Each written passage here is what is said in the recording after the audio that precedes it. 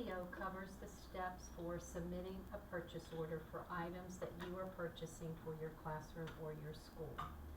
Know your bookkeeper and ask if you have questions. Some districts have a limit on what can be purchased without a purchase order, so make sure you know this.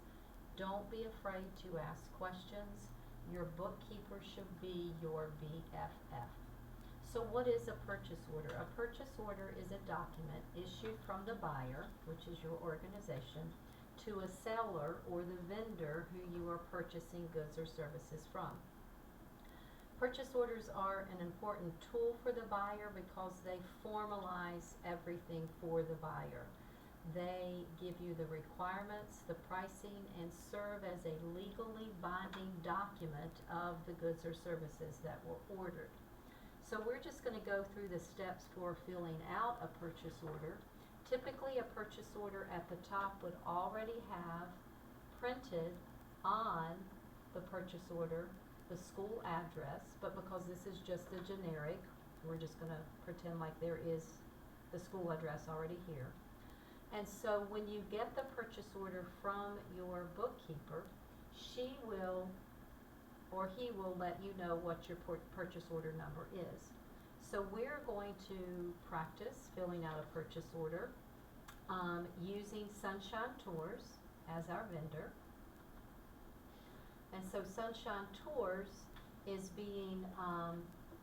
providing a service of a chartered bus for a trip to Richmond for our 7th graders. So we put here as the vendor Sunshine Tours. The bookkeeper has informed me that this purchase order is 24/21. We are dating this purchase order on March 14th, 2022. And then the delivery date, but because this is not something that is going to be delivered to the school, we don't need to worry about that. Invoice 2, if Sunshine Tours needs to send us an invoice, we would have here just same as above, meaning they could look up here to the school address and know where to send an invoice. Ship to, again, typically this will already be pre-printed with your school's address here so that you don't have to fill that in every time. And then the attention line, typically for us, the attention line is just the name of our principal. He is the person that signs off on the purchase order, and so he likes to be the person that also receives the item so that he can keep track of what's being purchased and what's being received. And so then we come down here to the actual conditions. So the conditions in the description, the bookkeeper told me that we would write here, charter bus to Richmond, Virginia. And then we could also add to this description 7th grade field trip. And then the last thing that we will add here will be the date of the field trip, which is May 24, 2022.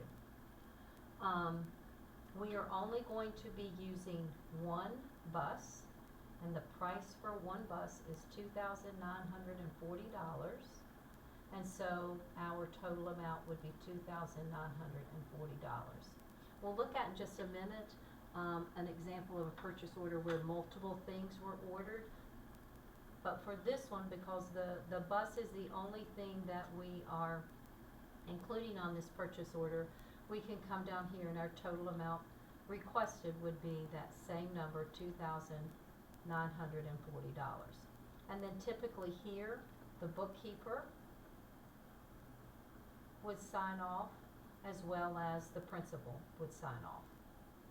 And so with this purchase order, the bookkeeper will also include this invoice that was received from Sunshine Tours, again giving the specifics to the bookkeeper to know this is the amount and directions on when this amount needs to be paid.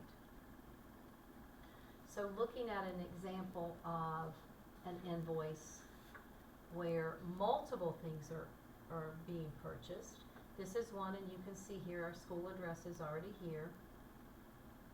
The bookkeeper has included the purchase order number, which is 0221. This is the company that is being, items are being purchased from. Here you can see the school address, the principal's name, same as above, meaning send the invoice to this address. And so here is what it looks like when you're purchasing multiple items.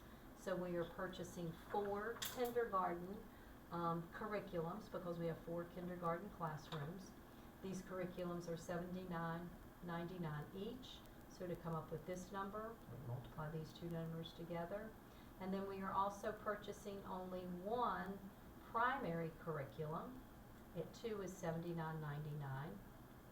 giving us a total there. And then on the invoice, the shipping was listed at $32. And so then the bookkeeper has added these 3 numbers together to come up with the total order. She has signed off, the principal has signed off, and then with this, she has included the invoice that was sent to her through an email confirming that same number that was on the purchase order. So you can see here $431.95, and so this will go with that purchase order when she files all of this for her paperwork. And so here are those numbers that she came up with as well. So again, if you are not sure of how to fill out a purchase order, please make sure you talk to your new BFF, which should be your bookkeeper.